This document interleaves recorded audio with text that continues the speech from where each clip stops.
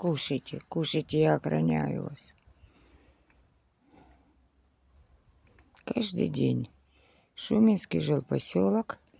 И 2 раза в неделю, по возможности, если есть с чем ехать, то на остров кормить взрослых собак.